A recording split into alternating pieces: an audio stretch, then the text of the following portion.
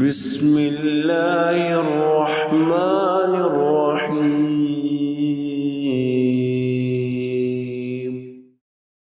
سخت دلی کی مذمت کرتے ہوئے سورۃ البقرہ میں اللہ رب العزت کا ارشاد ہے ثم قست قلوبکم من بعد ذلك فهي كالحجارة او اشد قسوة،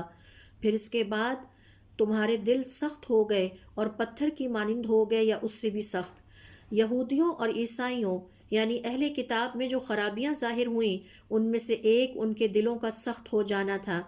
ترمذی کی ایک روایت کے مطابق آپ صلی اللہ علیہ وسلم فرماتے ہیں اللہ کے ذکر کے علاوہ زیادہ کلام یعنی گفتگو نہ کرو، بلا شبہ اللہ کے ذکر کے علاوہ زیادہ گفتگو یا کثرت کلام دل کو سخت کرتا ہے اور سخت دل انسان اللہ سے دور ہوتا ہے۔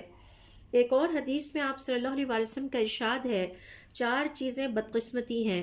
آنکھ کا خشک ہو جانا یعنی اللہ تعالیٰ کے سامنے نہ رونا، دل کا سخت ہو جانا، دنیا کے حوالے سے لمبی امیدیں رکھنا اور دنیا کا لالچ دل میں رکھنا۔ مالک ابن دینار رحمۃ اللہ علیہ فرماتے ہیں کسی انسان کو اللہ تعالیٰ کی نافرمانی پر سب سے بڑی سزا یہ ملتی ہے کہ اس کا دل سخت ہو جاتا ہے۔